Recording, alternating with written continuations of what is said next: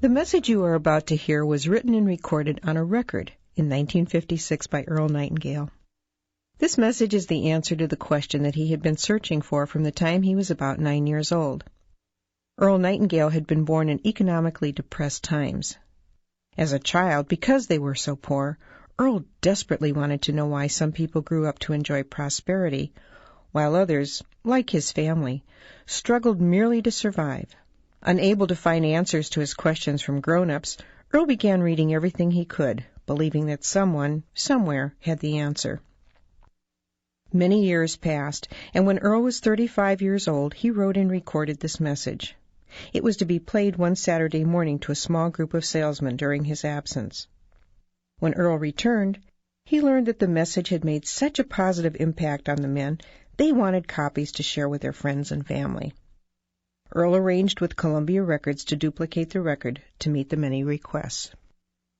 Much to Earl's surprise, in very little time, without any real advertising or marketing, over 1 million copies had been sold, and he received a gold record.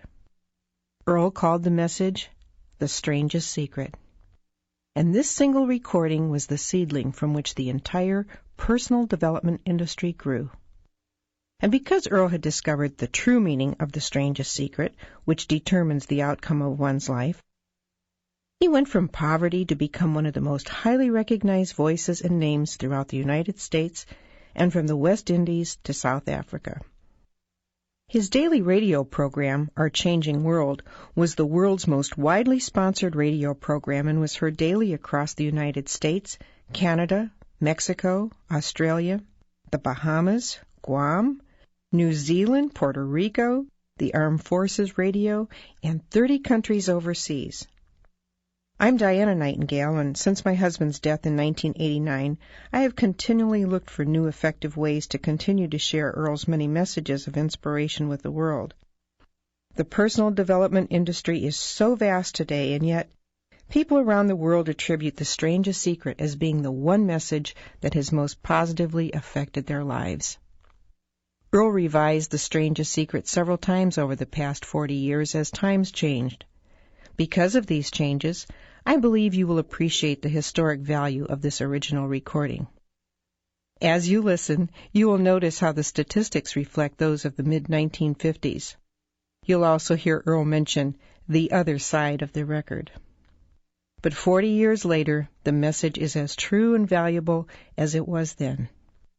Now I invite you to sit back, relax, and enjoy the original The Strangest Secret by Earl Nightingale.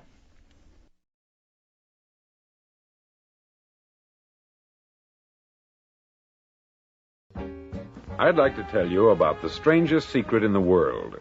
Not long ago, Albert Schweitzer, the great doctor and Nobel Prize winner, was being interviewed in London, and a reporter asked him, "Doctor, what's wrong with men today?" The great doctor was silent a moment, and then he said, "Men simply don't think." And it's about this that I want to talk with you. We live today in a golden age. This is an era that man has looked forward, dreamed of, and worked toward for thousands of years. But since it's here, we pretty well take it for granted. We in America are particularly fortunate to live in the richest land that ever existed on the face of the earth, a land of abundant opportunity for everyone. But do you know what happens? Let's take 100 men who start even at the age of 25. Do you have any idea what will happen to those men by the time they're 65? These 100 men who all start even at the age of 25 believe they're going to be successful. If you asked any one of these men if he wanted to be a success, he'd tell you that he did. And you'd notice that he was eager toward life, that there was a certain sparkle to his eye, an erectness to his carriage, and life seemed like a pretty interesting adventure to him. But by the time they're 65, 1 will be rich, 4 will be financially independent, 5 will still be working, 54 will be broke. Now think a moment. Out of the 100, only 5 make the grade. Why do so many fail? What has happened to the sparkle that was there when they were 25? What's become of the dreams, the hopes, the plans? And why is there such a large disparity between what these men intended to do and what they actually accomplished? When we say about 5% achieve success, we have to define success. And here's the definition.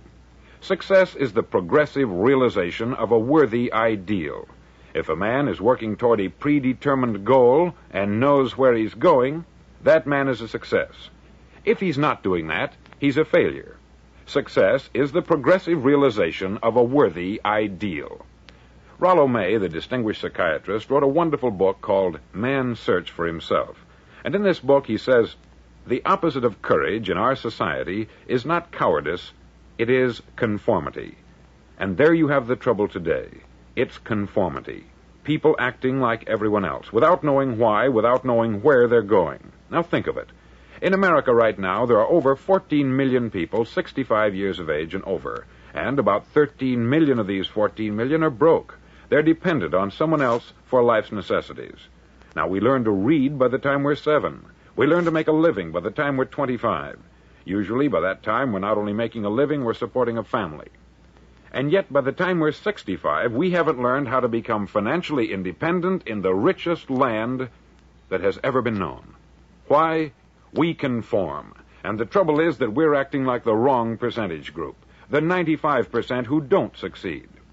Now, why do these people conform? Well, they don't know, really. These people believe that their lives are shaped by circumstances, by things that happen to them, by exterior forces. They're outer-directed people. A survey was made one time that covered a lot of men, working men, and these men were asked this question: why do you work? Why do you get up in the morning? 19 out of 20 had no idea. If you ask them, they'll say, everyone goes to work in the morning. And that's the reason they do it, because everyone else is doing it.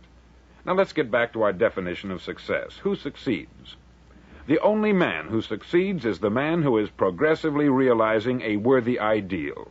He's the man who says, I'm going to become this, and then begins to work toward that goal. I'll tell you who the successful people are. A success is the school teacher who's teaching school because that's what she wanted to do. The success is the woman who's a wife and mother because she wanted to become a wife and mother and is doing a good job of it. The success is the man who runs the corner gas station because that's what he wanted to do. The success is the successful salesman who wants to become a top-notch salesman and grow and build with his organization. A success is anyone who is doing deliberately a predetermined job because that's what he decided to do deliberately. But only 1 out of 20 does that. That's why today there isn't really any competition, unless we make it for ourselves. Instead of competing, all we have to do is create. Now, for 20 years, I looked for the key which would determine what would happen to a human being. Was there a key I wanted to know which would make the future a promise that we could foretell to a large extent? Was there a key that would guarantee a person's becoming successful if he only knew about it and knew how to use it? Well, there is such a key, and I've found it. Have you ever wondered why so many men work so hard and honestly without ever achieving anything in particular, and others don't seem to work hard and yet seem to get everything? They have the magic touch. You've heard them say that about someone. Everything he touches turns to gold. And have you ever noticed that a man who becomes successful tends to continue to become successful? And on the other hand, have you noticed how a man who is a failure tends to continue to fail? It's because of goals. Some of us have them, some don't. People with goals succeed because they know where they're going. Now think of a ship leaving a harbor, and think of it with the complete voyage mapped out and planned. The captain and crew know exactly where it's going and how long it will take. It has a definite goal. 9,999 times out of 10,000, it will get to where it started out to get. Now let's take another ship, just like the first, only let's not put a crew on it, or a captain at the helm. Let's give it no aiming point, no goal, no destination. We just start the engines and let it go. I think you'll agree with me that if it gets out of the harbor at all, it will either sink or wind up on some deserted beach a derelict. It can't go any place because it has no destination and no guidance. It's the same with a human being. Take the salesman, for example. There is no other person in the world today with the future of a good salesman. Selling is the world's highest paid profession, if we're good at it and if we know where we're going. Every company needs top-notch salesmen, and they reward those men. The sky is the limit for them. But how many can you find? Someone once said, the human race is fixed, not to prevent the strong from winning, but to prevent the weak from losing. The American economy today can be likened to a convoy in time of war. The entire economy is slowed down to protect its weakest link, just as the convoy had to go at the speed that would permit its slowest vessel to remain in formation. That's why it's so easy to make a living today. It takes no particular brains or talent to make a living and support a family today. So we have a plateau of so-called security, if that's what a person's looking for. But we do have to decide how high above this plateau we want to aim for. Now let's get back to the strangest secret in the world, the story that I wanted to tell you today. Why do men with goals succeed in life and men without them fail? Well, let me tell you something which, if you really understand it, will alter your life immediately. If you understand completely what I'm going to tell you from this moment on, your life will never be the same again. You'll suddenly find that good luck just seems to be attracted to you. The things you want just seem to fall in line. And from now on, you won't have the problems, the worries, the gnawing lump of anxiety that perhaps you've experienced before. Doubt, fear, well, they'll be things of the past. Here's the key to success, and the key to failure. We become what we think about. Now let me say that again. We become what we think about.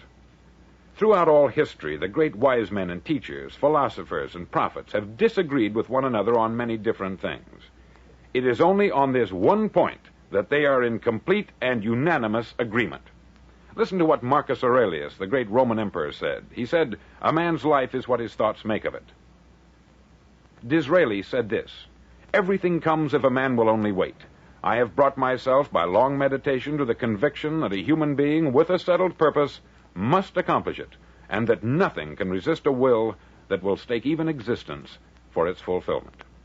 Ralph Waldo Emerson said this, "A man is what he thinks about all day long." William James said, "The greatest discovery of my generation is that human beings can alter their lives by altering their attitudes of mind."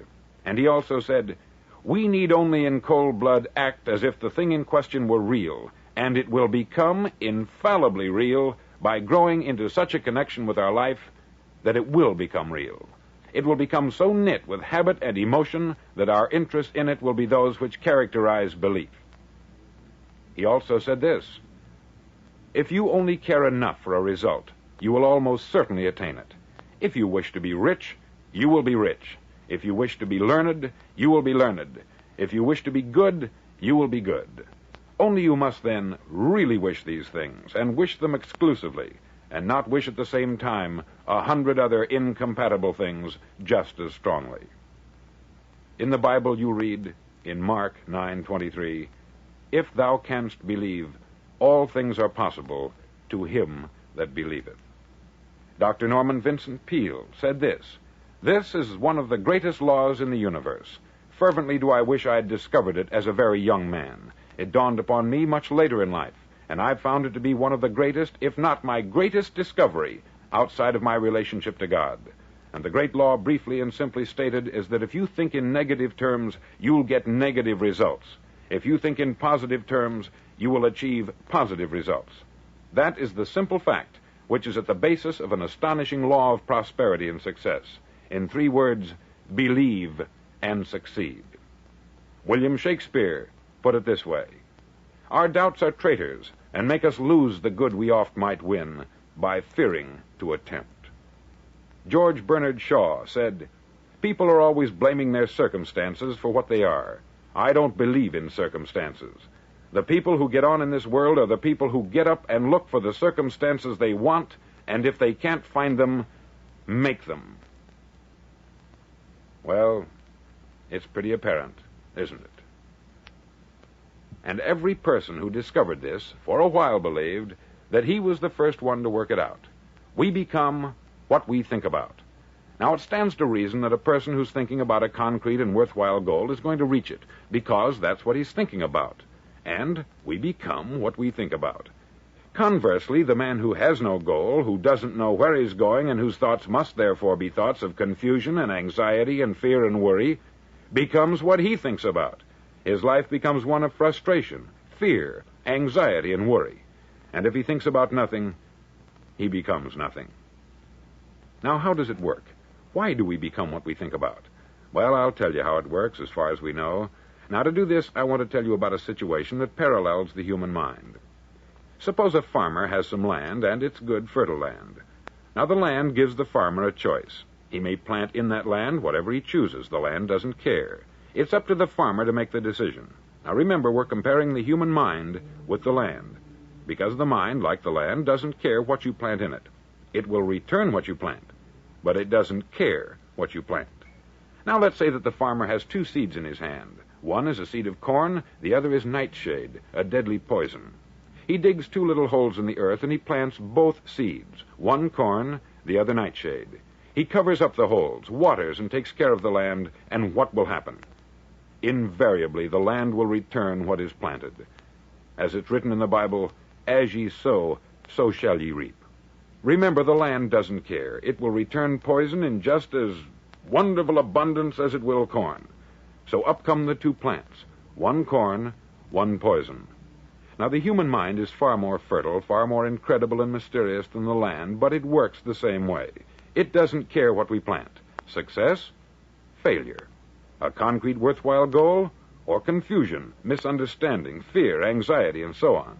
But what we plant, it will return to us. You see, the human mind is the last great unexplored continent on the earth. It contains riches beyond our wildest dreams. It will return anything we want to plant. Now you might say, well, if that's true, why don't people use their minds more? Well, I think they've figured out an answer to that, too. Our mind comes as standard equipment at birth. It's free, and things that are given to us for nothing we place little value on. Things that we pay money for, we value. The paradox is that exactly the reverse is true. Everything that's really worthwhile in life came to us free. Our mind, our soul, our body, our hopes, our dreams, our ambitions, our intelligence, our love of family and children and friends. All these priceless possessions are free, but the things that cost us money are actually very cheap and can be replaced at any time. A good man can be completely wiped out and make another fortune. He can do that several times. Even if our home burns down, we can rebuild it, but the things we got for nothing, we can never replace.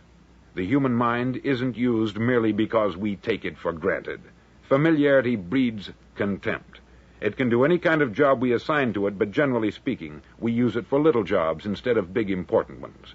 Universities have proved that most of us are operating on about 10% of our abilities. Decide now, what is it you want? Plant your goal in your mind. It's the most important decision you'll ever make in your entire life. Do you want to be an outstanding salesman, a better worker at your particular job? Do you want to go places in your company, in your community? All you've got to do is plant that seed in your mind. Care for it. Work steadily toward your goal, and it will become a reality. It not only will, there's no way that it cannot. You see, that is a law, like the laws of Sir Isaac Newton, the laws of gravity. If you get on top of a building and jump off, you'll always go down. You'll never go up. And it's the same with all the other laws of nature. They always work. They're inflexible. Think about your goal in a relaxed, positive way. Picture yourself in your mind's eye as having already achieved this goal. See yourself doing the things you will be doing when you've reached your goal. Ours has been called the phenobarbital age, the age of ulcers and nervous breakdowns. At a time when medical research has raised us to a new plateau of good health and longevity, far too many of us worry ourselves into an early grave trying to cope with things in our own little personal ways, without learning a few great laws that will take care of everything for us. These things we bring on ourselves through our habitual way of thinking. Every one of us is the sum total of his own thoughts. He is where he is because that is exactly where he really wants to be, whether he'll admit that or not. Each of us must live off the fruit of his thoughts in the future, because what you think today and tomorrow, next month and next year, will mold your life and determine your future. You're guided by your mind. I remember one time I was driving through Arizona, and I saw one of those giant earth-moving machines roaring along the road at about 35 miles an hour with what looked like 20 tons of dirt in it, a tremendous, incredible machine, and there was a little man perched way up on top with the wheel in his hands guiding it. And as I drove along, I was struck by the similarity of that machine to the human mind. Just suppose you're sitting at the controls of such a vast source of energy. Are you going to sit back and fold your arms and let it run itself into a ditch? Or are you going to keep both hands firmly on the wheel and control and direct this power to a specific, worthwhile purpose? It's up to you. You're in the driver's seat. You see, The very law that gives us success is a two-edged sword. We must control our thinking. The same rule that can lead a man to a life of success, wealth, happiness, and all the things he's ever dreamed of for himself and his family, that very same law can lead him into the gutter. It's all in how he uses it, for good or for bad. This is the strangest secret in the world. Now, why do I say it's strange, and why do I call it a secret? Actually, it isn't a secret at all. It was first promulgated by some of the earliest wise men, and it appears again and again throughout the Bible. But very few people have learned it, understand it. That's why it's strange, and why, for some equally strange reason, it virtually remains a secret. I believe that you could go out and walk down the main street of your town and ask one man after another what the secret of success is, and you probably wouldn't run into one man in a month who could tell you. Now, this information is enormously valuable to us if we really understand it and apply it. It's valuable to us not only for our own lives, but the lives of those around us, our family, employees, associates, and friends. Life should be an exciting adventure. It should never be a bore.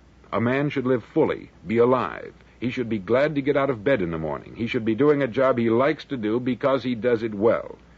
One time I heard Grove Patterson make a speech, the editor-in-chief of the Toledo Daily Blade, and as he concluded his speech, he said something that I've never forgotten. He said something like this: "My years in the newspaper business have convinced me of several things, among them that people are basically good, and that we came from someplace, and we're going someplace. So we should make our time here an exciting adventure. The architect of the universe didn't build a stairway leading nowhere." And the greatest teacher of all, the carpenter from the plains of Galilee, gave us the secret time and time again. As ye believe, so shall it be done unto you.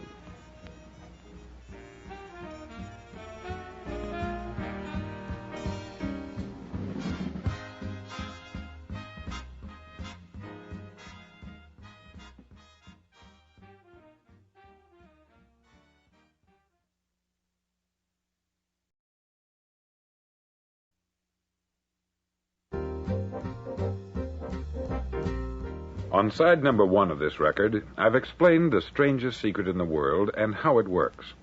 Now, on this side, I want to explain how you can prove to yourself the enormous returns possible in your own life by putting this secret to a practical test. I want you to make a test that will last 30 days. Now, it isn't going to be easy. If you'll give it a good try, it will completely change your life for the better. Back in the 17th century, Sir Isaac Newton, the English mathematician and natural philosopher, gave us some natural laws of physics which apply as much to human beings as they do to the movement of bodies in the universe. Now, one of these laws is that for every action, there is an equal and opposite reaction.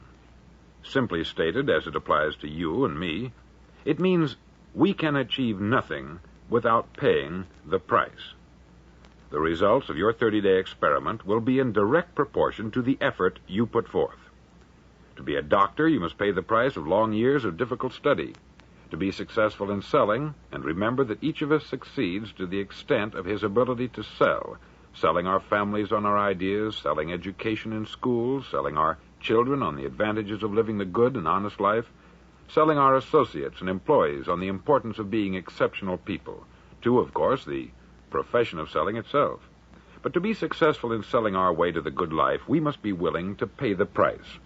Now, what is that price? Well, it's many things. First, it's understanding emotionally, as well as intellectually, that we literally become what we think about, that we must control our thoughts if we're to control our lives. It's understanding fully that, as ye sow, so shall ye reap. Secondly, it's cutting away all the fetters from the mind and permitting it to soar as it was divinely designed to do. It's the realization that your limitations are self-imposed and that the opportunities for you today are enormous beyond belief. It's rising above narrow-minded pettiness and prejudice. Thirdly, to use all your courage to force yourself to think positively on your own problem, to set a definite and clearly defined goal for yourself, to let your marvelous mind think about your goal from all possible angles, to let your imagination speculate freely upon many different possible solutions, to refuse to believe there are any circumstances sufficiently strong to defeat you in the accomplishment of your purpose, to act promptly and decisively when your course is clear, and to keep constantly aware of the fact that you are, at this moment, standing in the middle of your own acre of diamonds, as Russell Conwell used to point out.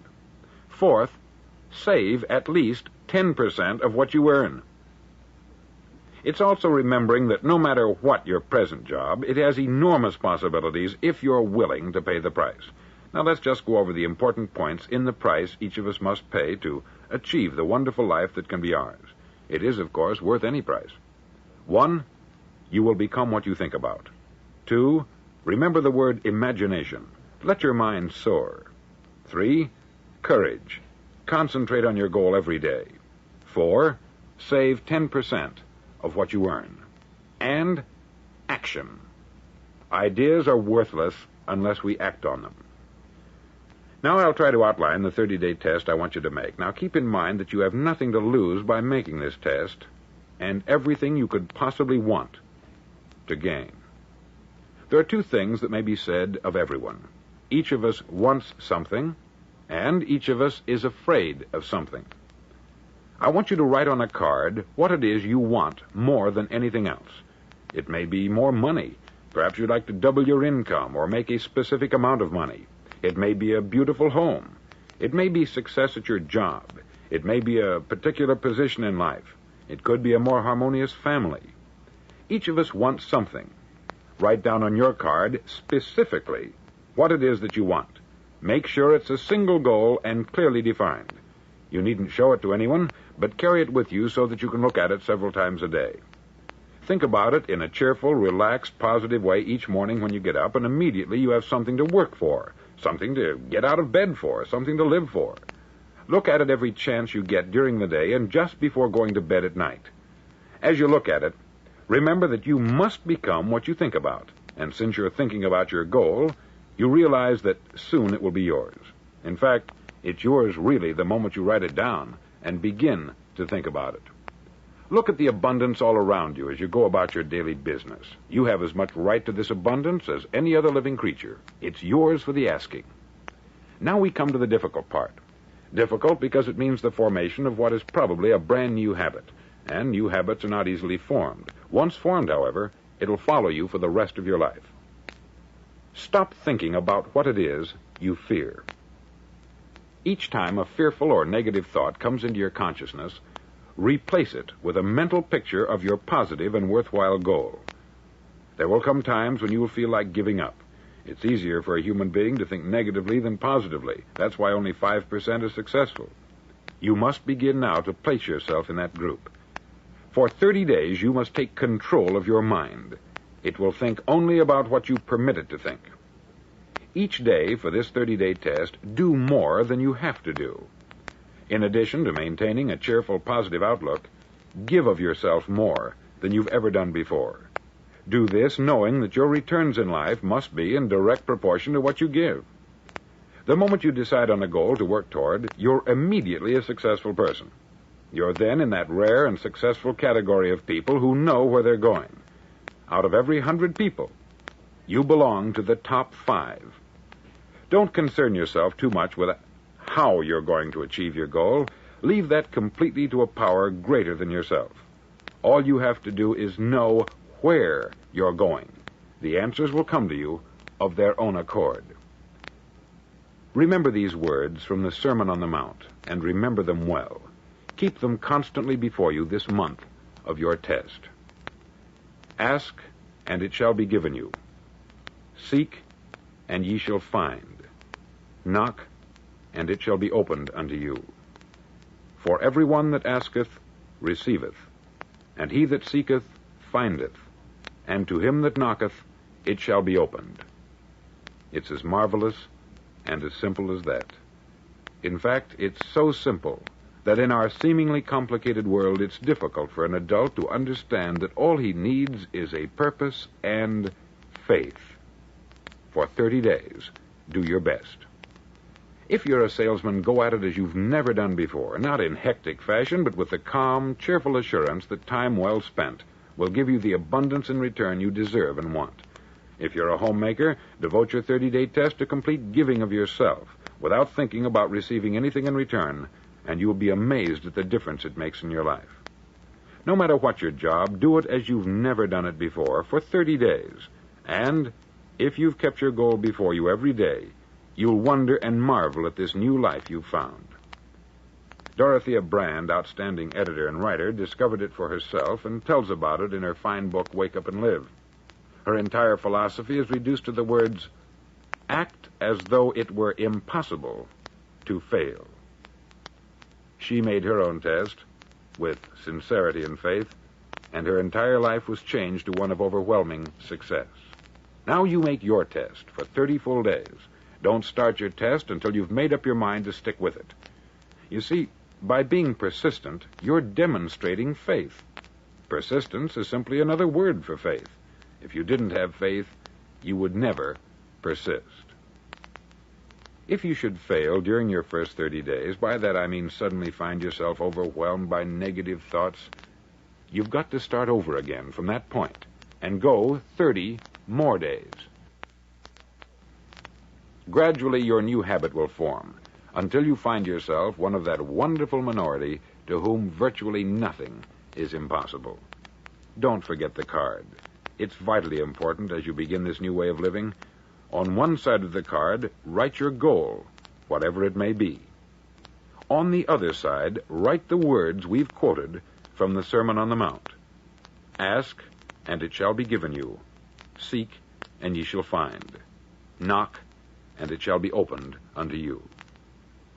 In your spare time during your test period, read books that will help you. Inspirational books like the Bible, Dorothea Brand's Wake Up and Live, The Magic of Believing by Claude Bristol, Think and Grow Rich by Napoleon Hill, and other books that instruct and inspire.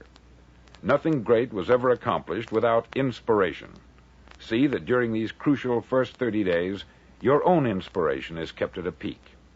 Above all, don't worry. Worry brings fear, and fear is crippling. The only thing that can cause you to worry during your test is trying to do it all yourself. Know that all you have to do is hold your goal before you. Everything else will take care of itself. Remember also to keep calm and cheerful. Calm and cheerful. Don't let petty things annoy you and get you off course. Now, since making this test is difficult, some may say, well, why should I bother? Well, look at the alternative. No one wants to be a failure. No one really wants to be a mediocre individual. No one wants a life constantly filled with worry, fear, and frustration. Therefore, remember that you must reap that which you sow. If you sow negative thoughts, your life will be filled with negative things. If you sow positive thoughts, your life will be cheerful, successful, and positive. Now, gradually, you will have a tendency to forget what you've heard on this record. Play it often. Keep reminding yourself of what you must do to form this new habit. Gather your whole family about and listen to what's been said here at regular intervals. You know, most men will tell you that they want to make money without understanding the law. The only people who make money work in the mint. The rest of us must earn money. This is what causes those who keep looking for something for nothing or a free ride to fail in life. The only way to earn money is by providing people with services or products which are needed and useful. We exchange our product or service for the other man's money. Therefore, the law is that our financial return will be in direct proportion to our service. Success is not the result of making money. Making money is the result of success. And success is in direct proportion to our service.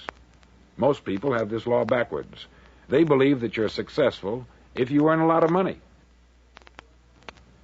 The truth is that you can only earn money after you're successful. It's like the story of the man who sat in front of the stove and said to it, "Give me heat, and then I'll add the wood."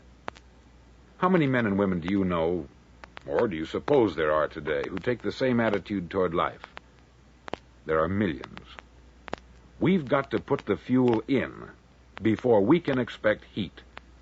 Likewise, we've got to be of service first before we can expect money. Don't concern yourself with the money. Be of service.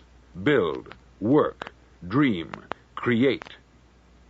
Do this, and you'll find there's no limit to the prosperity and abundance that will come to you. Prosperity is founded upon a law of mutual exchange. Any person who contributes to prosperity must prosper in turn himself. Sometimes the return will not come from those you serve, but it must come to you from someplace, for that is the law. For every action, there is an equal and opposite reaction. As you go daily through your 30-day test period, remember that your success will always be measured by the quality and quantity of service you render, and money is a yardstick for measuring this service. No man can get rich himself unless he enriches others. There are no exceptions to a law. You can drive down any street in America and from your car estimate the service that's being rendered by the people living on that street. Had you ever thought of this yardstick before? It's interesting. Some, like ministers and priests and other devoted people, measure their returns in the realm of the spiritual, but again, their returns are equal to their service. Once this law is fully understood, any thinking person can tell his own fortune. If he wants more, he must be of more service to those from whom he receives his return. If he wants less, he has only to reduce this service. This is the price you must pay for what you want. If you believe you can enrich yourself by deluding others, you can only end by deluding yourself. Just as surely as you breathe, you'll get back what you put out. Don't ever make the mistake of thinking you can avert this. It's impossible. The prisons and the streets where the lonely walk are filled with people who tried to make new laws just for themselves. We may avoid the laws of man, but there are greater laws that cannot be broken. An outstanding medical doctor recently pointed out 6 steps that will help you realize success. 1, set yourself a definite goal. 2, quit running yourself down. 3, stop thinking of all the reasons why you cannot be successful, and instead think of all the reasons why you can. 4, trace your attitudes back through your childhood and try to discover where you first got the idea you couldn't be a success, if that's the way you've been thinking. 5, change the image you have of yourself by writing out a description of the person you would like to be. And 6, act the part of the successful person you have decided to become. The doctor who wrote those words is a noted West Coast psychiatrist, David Harold Fink, M.D. Do what all the experts since the dawn of recorded history have told you you must do. Pay the price by becoming the person you want to become. It's not nearly as difficult as living unsuccessfully. Make your 30-day test. Then repeat it.